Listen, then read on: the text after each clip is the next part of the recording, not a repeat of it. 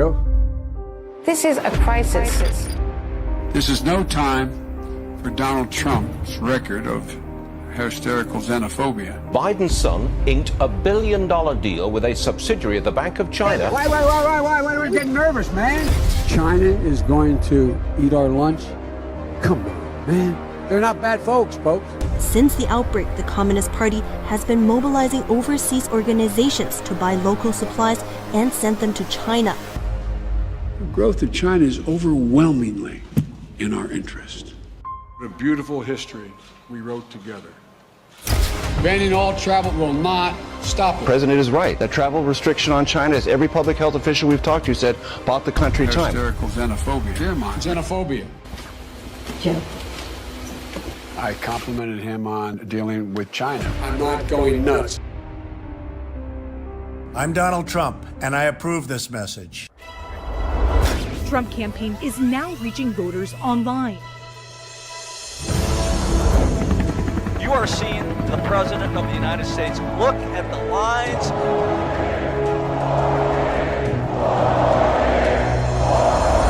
You join our movement. A lot of President Trump supporters here. Greatest movement in the history of our country. President Trump stood up early on and said, let's stop the travel, save a lot of American lives. Coronavirus outbreak has only further exposed Joe Biden's weak leadership towards a communist nation. Because of the system we have, we've been able to ramp up and fight this virus, but that would not be there if Joe Biden were president, because he'd create Medicare for all and destroy the research and innovation that we needed in this time, in this place. How refreshing to have a president who said, this is what I said I was going to do, so I'm going to do it. We need to fight back. We will fight back. We have an opportunity to fight for our freedom. And I can tell you the president was focused, laser focused on pressing back on China. We are one people, one family, and one glorious nation under God. We will make America great again. Welcome to Team Trump Online.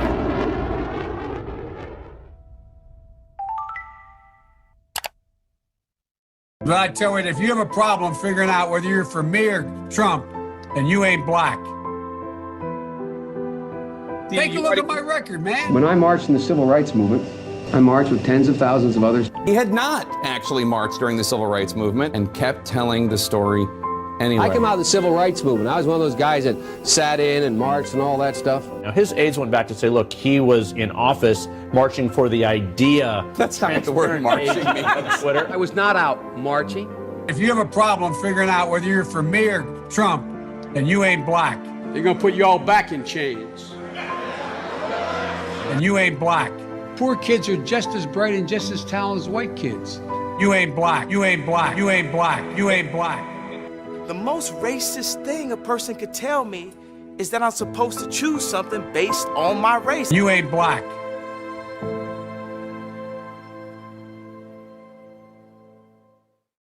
Hello and welcome to another edition of Team Trump Online's War Room Weekly, where we take a closer look at President Trump's excellent record of accomplishment on behalf of the American people and contrast that with Joe Biden's dismal record stretching back many decades and his terrible ideas for the future.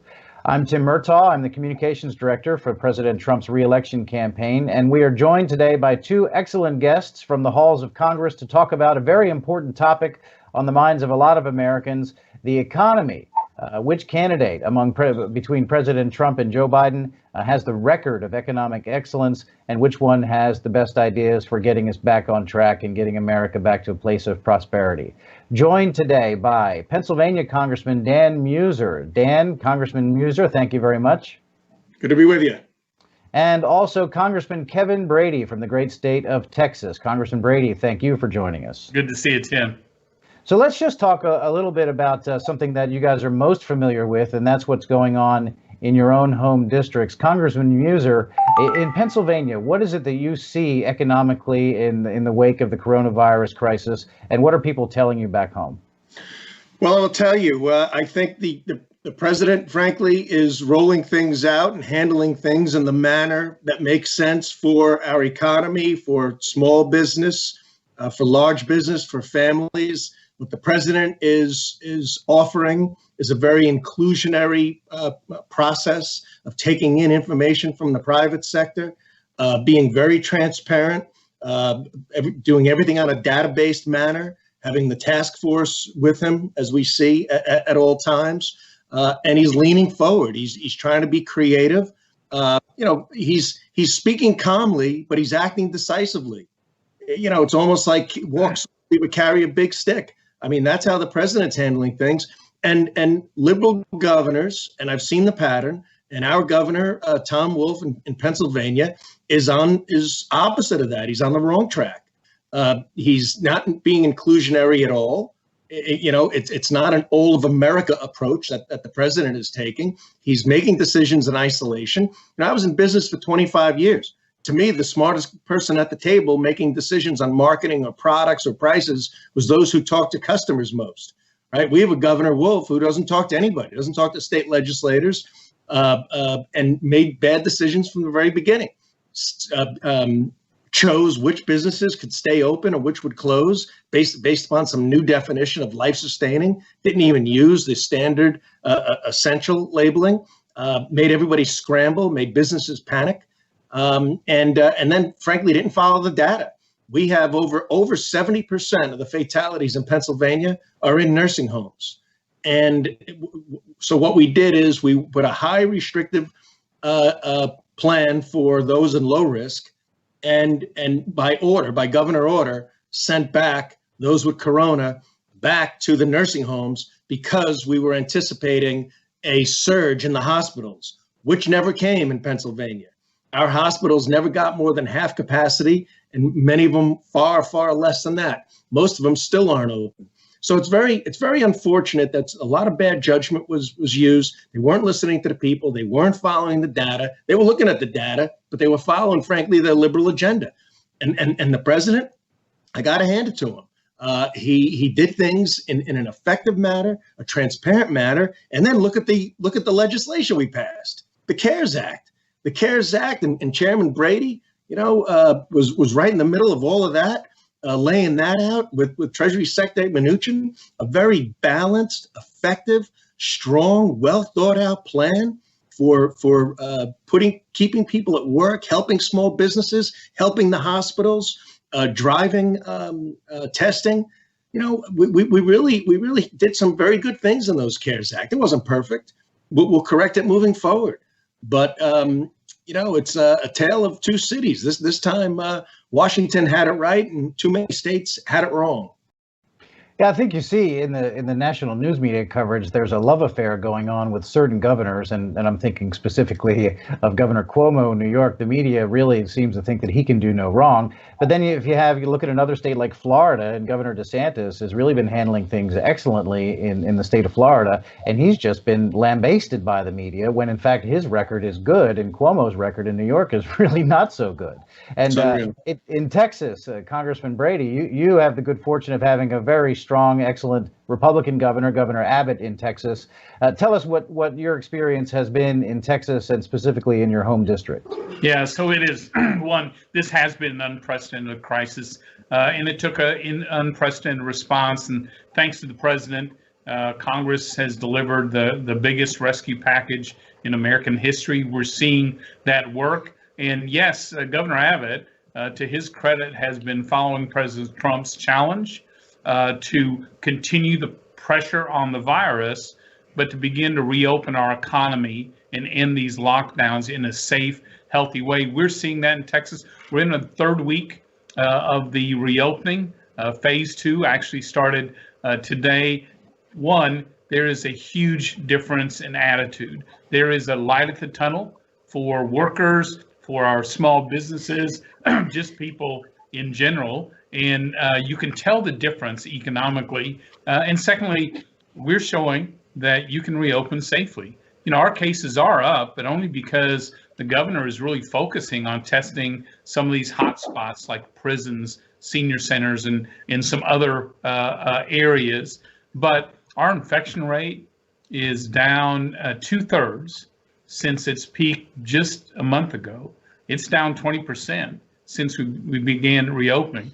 Our hospitalizations dropped since we reopened. They have leveled out perfectly. And then finally, we are really fortunate because of the good work the governor, local leaders, our businesses, hospitals working together. Our fatality rate per capita is the best among the top 10 states that have cases. For example, New York has a fatality rate of 1 for every about 870 New Yorkers.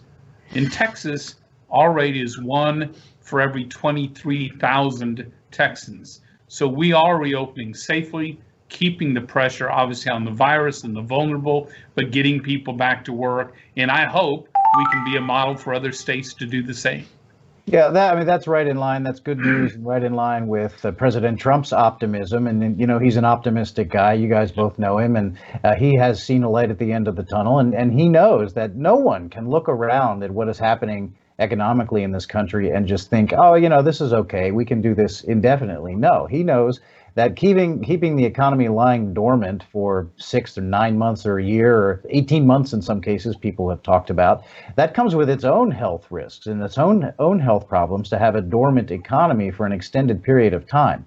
President Trump is the one whose policies built the economy up to unprecedented heights in the first place before it was artificially interrupted by the coronavirus, and he is clearly the one who can do it a second time. So let's hear from the president. Here's President Trump in his own words. There's no great win one way or the other, but I'll tell you where there is a win. We're going to build a country. I did it once. 2 months ago, we had the greatest economy in the history of the world, the best employment numbers we've ever had in history, right? I mean, everybody agrees. Even CNN agrees with that one. But I will say this, we're going to do it again, and that's what we're starting. And I view these last couple of days as the beginning. We're going to build the greatest economy in the world again, and it's going to happen pretty fast. So there you have the President of the United States. The President is a great optimist, and he knows the spirit of the American people, and there's no question that he built the economy up to great heights once, and he will do it a second time. And, we get a lot of reporters who ask us at the campaign, because of the downturn in the economy following the coronavirus, isn't the campaign's economic message just shot to hell? And we say, well, no. In fact, on the contrary, it actually makes the economic message stronger, because voters will be looking for a candidate who's got a record of building a strong economy, and that's President Trump. Hands down, he'll do it a second time.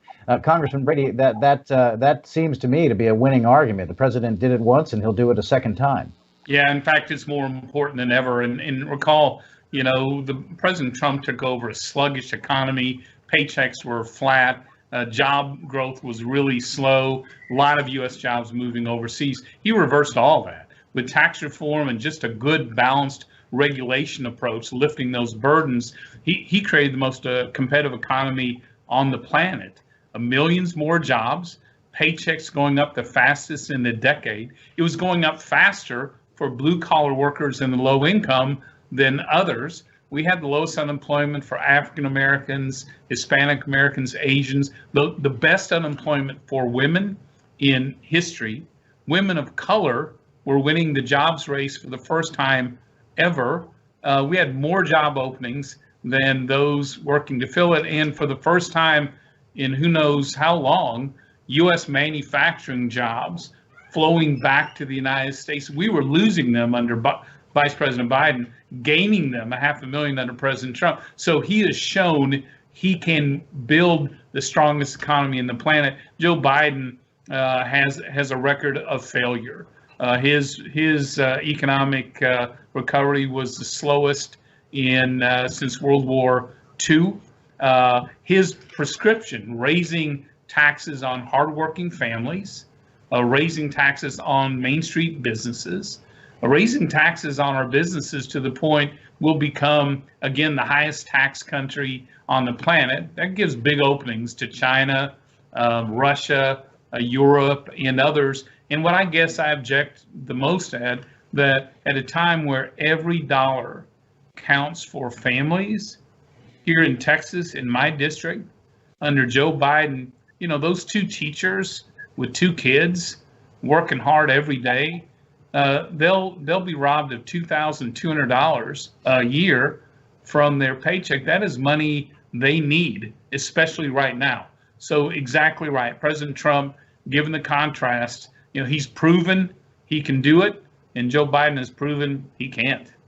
No, he certainly has proven that. And Congressman Meuser, in your part of Pennsylvania, I used to work incidentally for former Congressman Lou Barletta. Yes, so I'm pretty familiar with that part of Pennsylvania. And your district stretches from the Harrisburg area all the way up in the northeastern PA. And tell me what your constituents experienced during the great Trump economy, and why they know that he is the president to continue that and get us back to that place again. Well, the president took an optimistic approach, and he said what America can be, and he talked about accentuating our positives and mitigating our negatives. And he started with a lot of things. It started with the tax plan. He put the money back in people's pockets, which, of course, every economist will tell you that creates the multiplier effect, but it creates so much more than that. Consumer spending, consumer demand. People have the money to spend and spend how they see fit, versus the Obama-Biden plan of stimulus dollars being directed by a command central federal government, always being misallocated. I mean, not even occasionally do they get it right. Of course, it's going to be misallocated when it's being performed in an office in the Capitol. Ridiculous. So the Trump tax cuts were unbelievably meaningful. The idea that they keep getting beat up upon by Democrats is just nonsense. Empirically, it's nonsense. The results are nonsense. And then follow that with all the regulatory reform, energy independence, trade deals. We're doing all the right things. I mean, America was on the verge of greatness. All right, not just being great. I mean, we have the best products, the best services. We can be the most competitive. We've got the best workforce. I mean, it's a big world out there. We making fair trade deals with the rest of the world, and that was the president's goal from the beginning. It wasn't tariffs. It was 0% tariffs, and he was getting there with China and the USMCA and all. So, we really could have an incredible American decade ahead that would be beneficial to the entire world. And I'm looking forward to getting past this, getting to the other side of this crisis, and getting to work. And what we need to do is we need to win back the House. I mean, clearly, Nancy Pelosi, Speaker Pelosi, in all due respect, cannot be trusted to lead the House. We see the sort of bills that she thinks are best, quote unquote, I'm not going to say for America, but for her party. I mean, look at this phase 4. I'm sure we'll talk about that a little bit, but there was nothing in there that was in line with what the president or the Republican leadership or what's simply best for the American people. Transportation and infrastructure, right? Finding a vaccine as the president is doing, improving upon the PPP, which was wildly successful. Plans for our children to get back to school. None of that was in there. Targeted transportation infrastructure funding for the states. Not this crazy bailout, pensions, and new federal election laws, basically HR 1 in there, and incredible waste and special interest. It was wrong, but look, that's what they're about. That's what they want, and it is not in the interest of the American people. No, it's not. None of those things are contained in the most recent giant bill are in the interest of the American people, and most notably, I think, are direct payments to illegal immigrants contained in that bill, which is not looking out for American citizens first, quite clearly. But Joe Biden, right on cue, as he's still running for president, maybe in some cases you wouldn't know it because he's been trapped in his basement for a long time, but he has reiterated over and over again, including just this week, that the very first thing that he would do if he became president of the United States would be to repeal the Trump tax cuts. And that means raising taxes on the middle class and, in fact, on 90% of American taxpayers. And you don't have to take it from me. You can take it straight from Joe Biden. Let's have a look. Here's a hodgepodge. Would you bring back the individual mandate? Pardon me? Would you bring back the individual mandate? Yes, I bring back the individual mandate. And that's why I'm going to double the capital gains rate to 40%, what they should be paying. My positions are a hell of a lot closer to Elizabeth Warren and Bernie Sanders on some of the economic positions.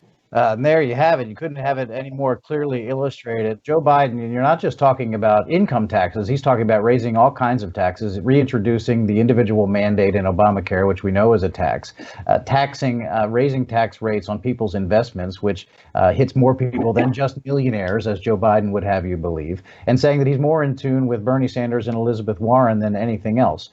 If Joe Biden became president, that's what we have to look forward to, gigantic tax increases across the board. And Congressman Meuser, let's start with you. What would that do to the taxpayers of Pennsylvania? First, I just want to say the president's work has really advanced Pennsylvania amazingly over the last 3 years, in spite of our very liberal governor's policies. Fortunately, we had a General Assembly to keep him in check.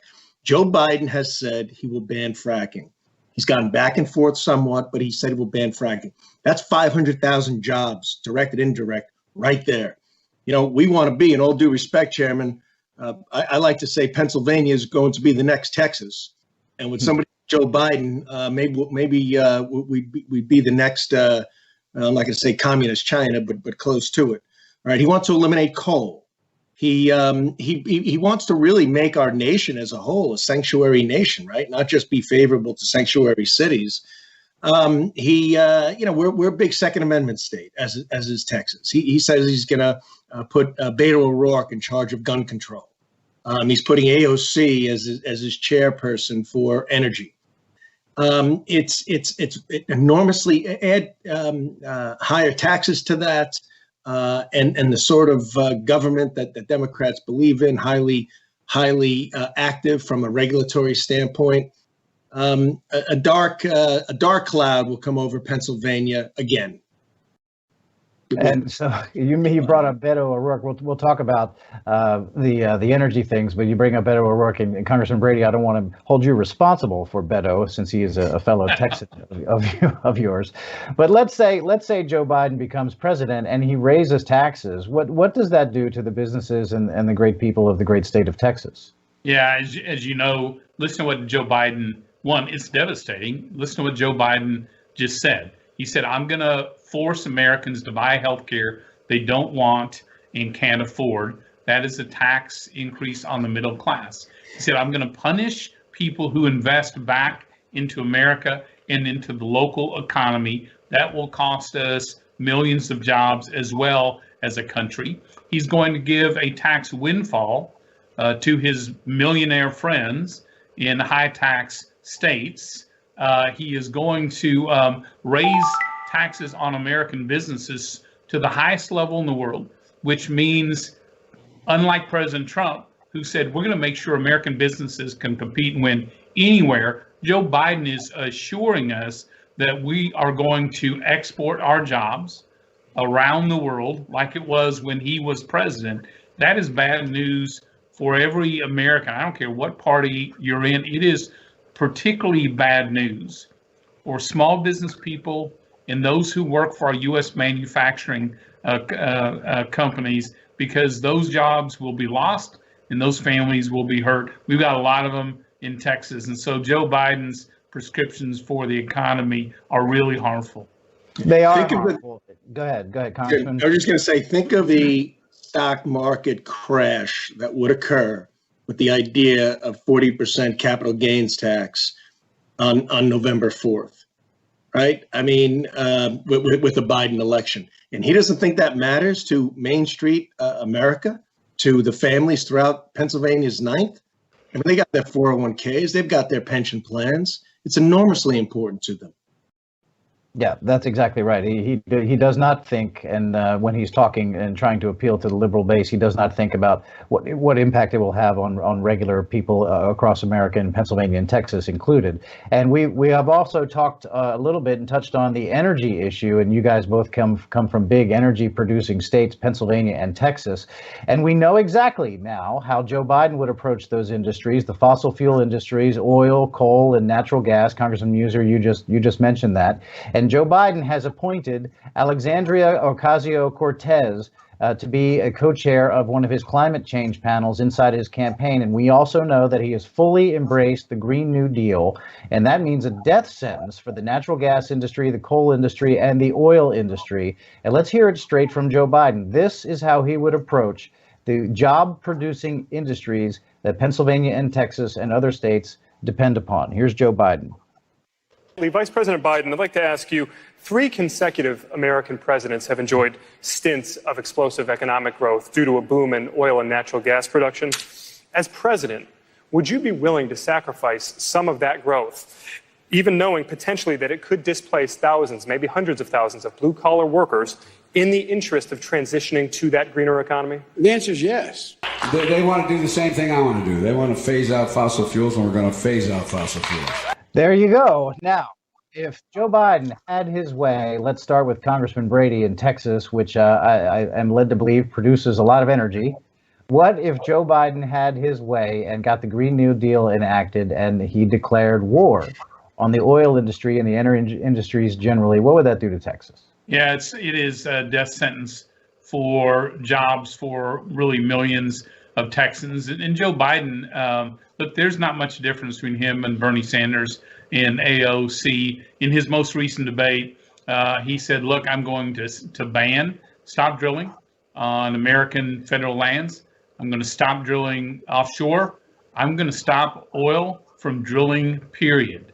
For Texas families, again, millions of Texans are dependent upon our traditional energy industry. It's important to our national security, America's energy independence, but for our families, it's their livelihood.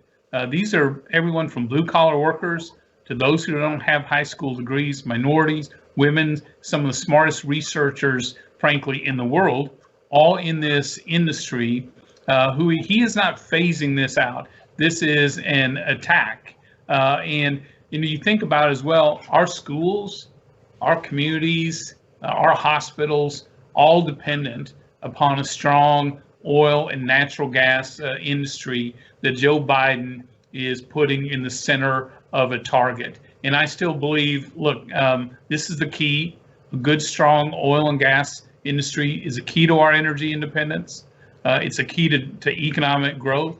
And by the way, this industry is one of the major drivers of the new technologies that actually reduce greenhouse gas emissions. So by attacking them, you're actually attacking some of the innovators and those who lead the technology that can address some of the environmental issues as well. It's frightening.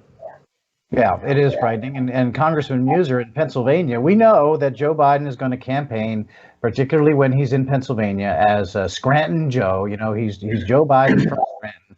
And he's going to walk around and act like he's blue-collar Joe, when at the same time, he's got AOC helping run his climate change policy, and he is going to be absolutely pronouncing a death sentence for the natural gas industry and all of the 500,000 jobs that are involved with fracking in Pennsylvania. We just can't let him get away with trying to be both things at once. No, we can't. The citizens of Pennsylvania and the voters are soon going to see, as we do, that Joe Biden is like an onion. The more you peel him back, the more you cry. If he were in charge, along with the banning of fracking, we just installed a $6 billion cracker plant in the western part of the state. We have a chance at another cracker plant in the eastern part. That certainly wouldn't have happened under the jurisdiction or oversight of Joe Biden. That creates manufacturing, not just a few manufacturing companies, a renaissance of manufacturing cracker plants create. And we've got opportunities for others. We've attracted many new manufacturing businesses because of our competitive energy rates. You know, in the past, 10 years ago, 8 years ago, manufacturing companies were heading to Tennessee, to Alabama, of course, to Texas. Everybody was going to Texas. Now they're staying in Pennsylvania because of our competitive tax rates. Our competitive energy rates. So that's been very, very meaningful to us. And let's just throw in how environmentally sound the natural gas is, right? We're the only industrialized nation in the world that has reduced our carbon emissions for the last 2 years. So we got a lot of good things happening, and United States cannot afford, Pennsylvania cannot afford Joe Biden. No, and one of the things that Joe Biden will point to, we know this, is that he will talk about the economic recovery that he helped oversee when he was the vice president under President Obama. But we also know that economic recovery was the slowest economic recovery since World War II. We hear that phrase an awful lot. So I think it's worthwhile to take a look at what does that actually mean? What does it mean that it was the slowest economic recovery since World War II? So coming up, this is a fairly long piece of tape, about 2.5 minutes. So I need everybody to stay with us here. This is an interview from Morning Joe from 2015. So well after Joe Biden was into the supposed economic recovery, deep into it. And this is from Steve Ratner, who's not just any guy talking about this. He was the lead advisor on President Obama's task force on the auto industry, another thing that Joe Biden brags about all the time. This is a full and complete description of how anemic Joe Biden's economic recovery was. Just take a look at this. But I just want to put it in perspective and remind people how slow this recovery has been and how far we still have left to go. If you look at GDP, which is the sort of classic measure of the overall size of the economy, and this compares recoveries from 6 prior recessions going back to 1970, you can see that at 13% sort of overall growth in GDP, we're behind all these other recoveries all the way going back to 1970. So we've come back, but we've not come back as fast. It has a lot to do with the depth of the recession, the financial crisis, just the amount of wreckage that was out there. And it also, frankly, has to do with the fact that Congress hasn't done very much. Yes, we passed a stimulus bill back in 2009, but not much since then. And I do think Washington has a role to help. If you look So why is Wall Street breaking records day in and day out? So, and this was a financial crisis on Wall Street. Why is it that Wall Street's not only caught up but doing better than ever, but Main Street's being left behind? It has a lot to do, in my view, with globalization and the fact that companies are extraordinarily profitable. Corporate profits are at record highs, and so that's flowed to shareholders, and that in turn makes stock prices go up. And the average worker, which I'll show you in just a second, has been left behind. All right, let's go to chart 2. So chart 2 on jobs, and this is a little piece of the puzzle, is that companies haven't been hiring as fast as they have during previous recoveries. Our total job count is up 7.6% since the end of the recession. We are doing better than we did in 2001, but again, way behind all these other recoveries out there because companies are trying to remain lean and mean, keep their profits high, and have that flow down to the bottom line. But let me just show you the most dramatic chart, which really gets to your question of why this recovery, how this recovery affects the average American. Yeah. So you can see in all these prior recessions, these are incomes after inflation, incomes all went up by something. In some cases, 6%, 8%, a little bit less. But these last two recoveries, and particularly this one, wages for the average American have continued to go down. Wow, that's and tough. when you have wages going down in a recovery, and you combine that with rising income inequality, which means the top 1% have gotten virtually all the income increases, right? Which means everybody else, the average American, the typical American, is actually doing a lot worse than those numbers. So there you have it, a complete takedown of what Joe Biden brags about. The economic recovery that he brags about was a disaster. And there you have it. You also hear the familiar phrase, the 1%. In Joe Biden's world, when he was VP, the 1% did okay in the recovery, and everybody else did not. Wages actually went down. And how is that? How could you even call that a recovery? So, with a final thought on this, that's Joe Biden's legacy. Congressman Meuser, we just can't let that be. You know, you go back and you look at what socialist policies have done to countries over the years. That's exact recipe. It brings everybody down, and the elite few it brings up. We need an inclusionary economy. I mean, this has been the Trump boom has been a blue collar boom. And I love it. I love it because I represent a very blue collar area. And let's face it, most districts are just that. It's great Americans going to work, appreciating their job and appreciating their income, and like owning their own property and their own homes and their own cars. I mean, and the dignity of work. And that's where we need to go, not in the direction of the bigger government, the better. And all kinds of handouts and dependency as opposed to independency. I mean, that's who we are.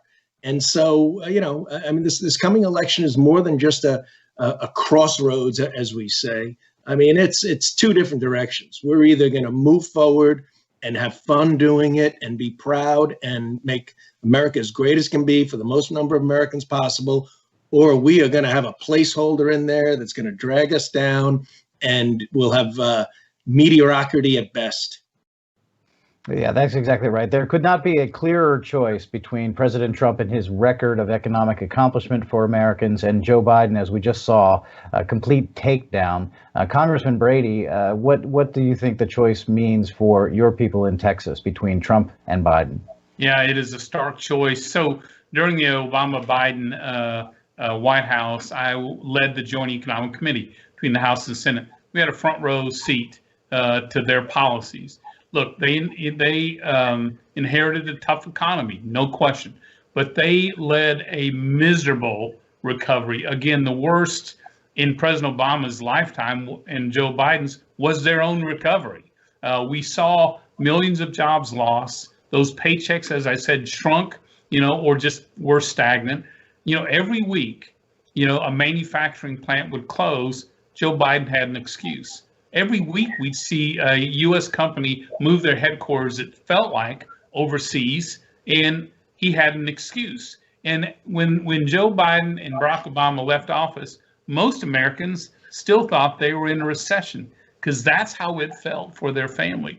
President Trump turned all that around. I was really proud to chair the Ways and Means Committee and lead the tax reform efforts. He knew what this country, and we knew what this country was capable of. Right now, our top economic priority has to be those 39 million Americans who have lost their jobs temporarily. Our priority is to make sure they don't lose it permanently. That's why we're working to reopen the economy safely, to rebuild those workforces, to remake those businesses so they're safe and healthy for workers and customers. And this lockdown, given a choice between President Trump, who's already proven he can rebuild this economy, and Vice President Joe Biden, who's proven he can't, it is President Trump by a landslide.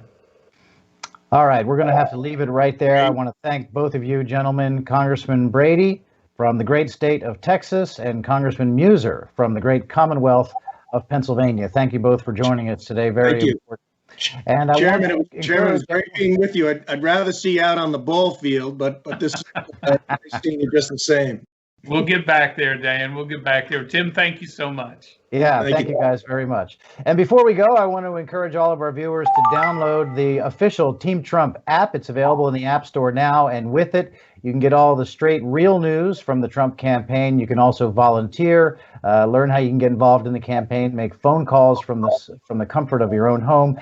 And in doing all those things, you can earn points and turn those in for great prizes, up to and including a picture of yourself with President Trump. So download the Trump app today. And I want to encourage you to join us next week on Team Trump Online's War Room Weekly. Until then, I'm Tim Murtaugh with the Trump campaign. Have a good week. My name's Joe Biden. I'm a Democratic candidate for the United States Senate. Corn Pop was a bad dude. I'm a Democrat. I'm not going nuts. You'd be the oldest president in American history. Are you Winston Churchill? All right, Chuck. Thank you very much. It's Chris, but anyway. It would put 720 million back in the workforce. We choose truth over facts. Hello, and welcome to the first episode of what we call Truth Over Facts. Today, we're examining the curious case of Sleepy Joe and, the thing. Our investigation begins at a recent campaign stop in Texas. We hold these truths to be self-evident. All men and women created by the thing. You know the thing. The thing was Mr. Biden, who had access to our nation's top secrets during his disgraceful 8 years as vice president, trying to reveal state secrets. Some have suggested he was. You know the thing. Yeah, bro, I was the first to tweet that I know the truth about the thing.